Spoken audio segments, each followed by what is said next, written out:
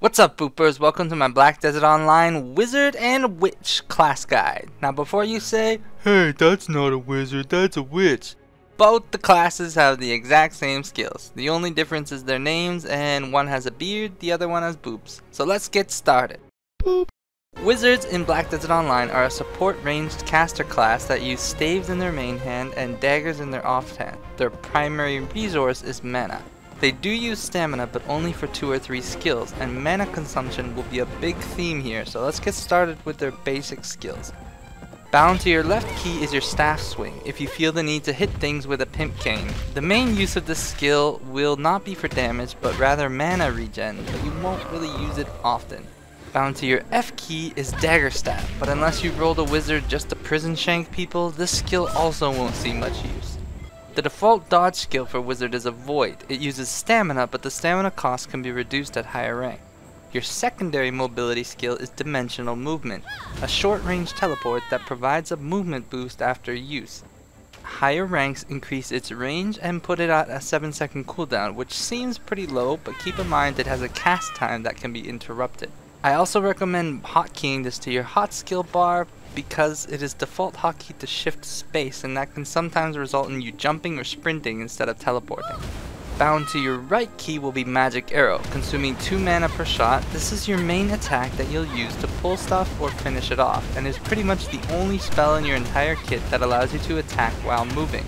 You can walk in all directions, but attacking while moving will drain your stamina. It has a secondary ability. When skilled, it can be used by holding left and right at the same time to shoot powered up bolts. At max rank, it'll add a new skill that'll shoot a bunch of arrows at the same time and does a ton of damage, but it needs to be put on your hotkey bar to be used. Next, let's go over the passive of Wizard's mental training. For 3 skill points, you can reduce your cast speed by 0.5% every few levels, and this is kind of a no-brainer to take. Another skill you'll start with is Fisher. This skill is used right after dodge movement and left clicking, releasing a burst of earth that does a little damage, but mainly used to knock down enemies. The 2 main damage skills you'll start with is Fireball and Chain Lightning. Let's start with Fireball. Fireball is cast by pressing the S key and left clicking. After a short cast time, you can fire it again by clicking once more. It has a knockdown component, and additionally, it will leave a burn debuff on the target that will do damage over time.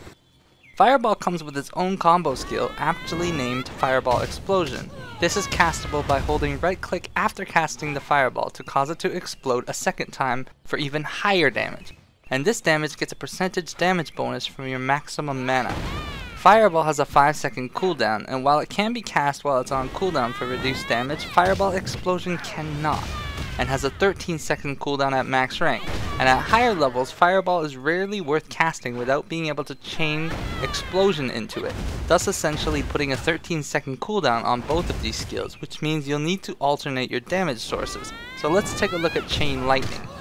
This skill will be your main method of killing stuff at lower levels, but falls off compared to your other noobs. It is castable by holding shift and right click. Now the upside is that it hits targets without them needing to be too close together. The downside is it hits whatever the hell it wants, including crates and barrels. Higher ranks increase the amount of targets it hits. It also has a combo component activated by holding left and right click at the same time to explode the lightning over the area. Similar to the Fireball combo, the secondary component has a 12-second cooldown at max rank. One thing I'll warn is that while Chain Lightning is shift right click, and this combo is left and right click, if you forget to let go of shift, you will end up breaking the combo to cast an entirely different spell, so don't forget to let go of shift. Continuing on through your main nukes, let's go over Thunderbolt and Residual Lightning. Thunderbolt is cast by holding your S key and pressing F. It will bring down a bolt of lightning from the sky that will stun all enemies in an area. The area increases with ranks. Another thing to note is that this skill will consume black spirit energy if your spirit energy is at 100% or higher. Instead of casting Lightning Bolt, it'll cast Lightning Storm. It's important to watch your spirit energy when using this as your primary nuke, because casting Lightning Storm instead of Bolt locks you in place for a while until the cast is done, which is bad news bears versus bosses or PvP. Thunderbolt is comboed into Residual Lightning by pressing right click after the bolt lands, and this skill explodes lightning outward over a large area doing massive damage. Of the 3 main combo spells, this one is the easiest to land on all targets around you and also has the shortest cooldown, scaling off of max MP with 11-second cooldown. Now let's get into Ice baby. By holding the S key and E key, you can cast a Frostbolt that will CC a target in a cage of ice. Note that while frozen, some targets will not take damage from some spells, but you'll mainly use this to wind up another spell so that when the ice breaks, you're ready to go. And at max rank, this can freeze up to 3 targets at once with a 6-second cooldown. Another ice spell you get is Cool Mist, a large area freeze spell that locks everything in a large area in ice. Hotkey to S and then Q. At max rank, it has a 15-second cooldown and does decent damage, scaling with your maximum mana, but you won't use these ice skills for damage, you'll be using them to freeze stuff to set up your other combos. Now let's get into the fun stuff. First, Meteor. This skill is learned from a Black Spirit quest and is the first of the 3 big nukes you'll learn. Castable by pressing S key and both mouse buttons, it has a long cast time and a 90-second cooldown at max rank, but it does massive damage in a huge area, having insane damage ratios and gaining bonus from 12% of your maximum mana. And holy shit, is it satisfying to cast. The screen shakes and it's like, well, blam! It lands in an area some distance in front of you, so you'll need to be careful not wasting it around line of sight on hills or trees, etc. But its range is big enough to hit anything directly in front of you. The second wombo spell is Earthquake. Castable by pressing Shift and F, you charge up for a moment, then unleash the power of the earth around you, knocking everything near you down to deal a lot of damage over time. The higher the rank, the longer you can cast it and continuously knock down targets or flinch them, scaling with 2% of your mana. The last big spell is Blizzard, castable with pressing Shift and left and right click at the same time.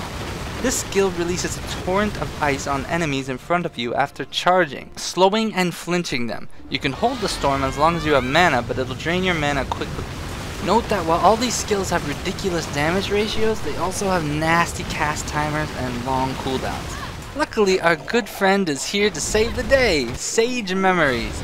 This skill has to be put on your bar and has a 3-minute 30-second cooldown, but makes every spell you cast for the next 10 seconds instant. That's right, not one spell, every spell.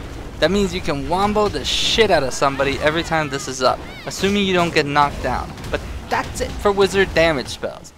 Next up, let's go over the wizard defensive and support arsenal. Heart of the Ninja, which I'm guessing is badly translated, so I'll just call it Mana Spirit, is a small little blue orb that you can summon to follow you and restore your mana. You'll want to get this as soon as possible, as mana will be a big problem for you. While it's up, you'll have no problems with mana, but unfortunately it has a 10-minute cooldown and only lasts about 5 or 6 minutes. And this skill will need to be bound to your hotkey bar. Another way to get mana back is Mana Absorption. This skill essentially steals mana from your target and then does damage after a delay. This will be your main method of keeping your mana up if you don't want to chug pots all day. It's castable by holding Shift and left click and has a 12-second cooldown at max rank. But one cast of this should be enough to fill your bar completely back up. Another method of sustain for wizards is Heal Energy, castable by pressing E. This skill restores a percentage of health and mana, or energy or rage, and is castable on allies. That's right, wizards are healers! You can't really tell from all the meteors and blizzards, but they are, I swear. At max rank, Heal Energy has a 10-second cooldown and restores 20% health and resources to whoever it's cast on. The second heal spell from wizard is Lighthouse Healing. It does the same thing as Heal Energy, but in an area around you to all nearby allies. It has a 30-second cooldown and does cost mana unlike Heal Energy, but if you finish the full channel of it, you'll end up with more mana than it costs. At level 45, wizards also learn a skill to Resurrect Allies. It's learned automatically, meaning it doesn't take skill points, at least the first rank, so you can't lie to people and be like, oh sorry dude, I can't res you, I didn't skill that yet. The highest rank that restores people back to 100% health when you revive them does cost skill points, but the first two do not. Now wizards have two shields. They have a self shield that at max rank can redirect 40% of incoming damage to their mana, while increasing their stun and knockdown resistances by 15%. It'll have a 50% uptime, lasting 30 seconds with a 1-minute cooldown, and is castable simply by pressing Q.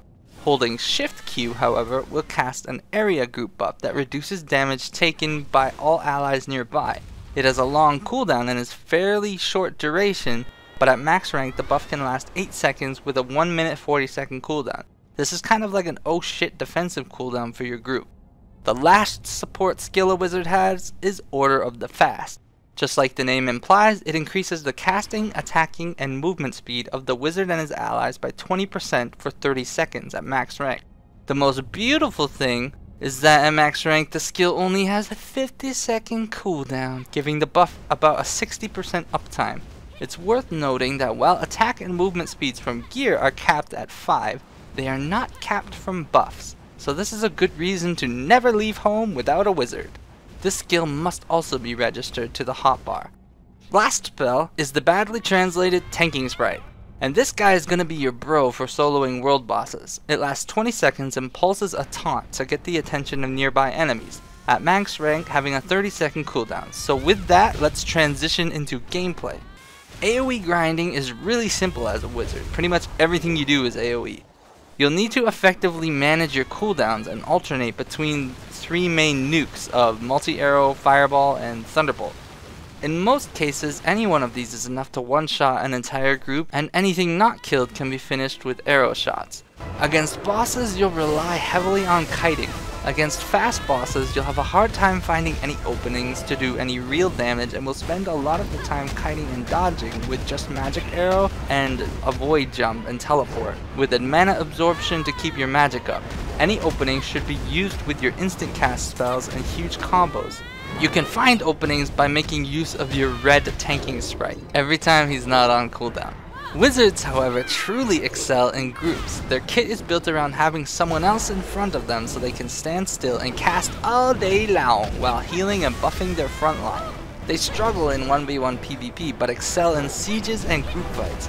And if at any point anyone gives you a few seconds to cast, or you manage to lock them down with some of your CCs, you can bring the pain. For gearing, you'll want cast speed and crit, and max MP where you can get it. I recommend going for a combination of Niels and Tartaros and Talus armor sets. For weapons, you can go for the Creatine or La Rosa weapon sets, or raw damage from Liberto. For awakenings, just go for whichever skill you use the most often, and try to get cast speed, movement speed, or crit on them. And that's it! Wizard's a bit more difficult than Rangers. It takes a lot of combo memorization, but extremely satisfying to play when you land a Meteor on top of a bunch of dudes. Let me know what guide you guys would like to see next, and don't forget to subscribe to see more, but for now I am booping out. Boop.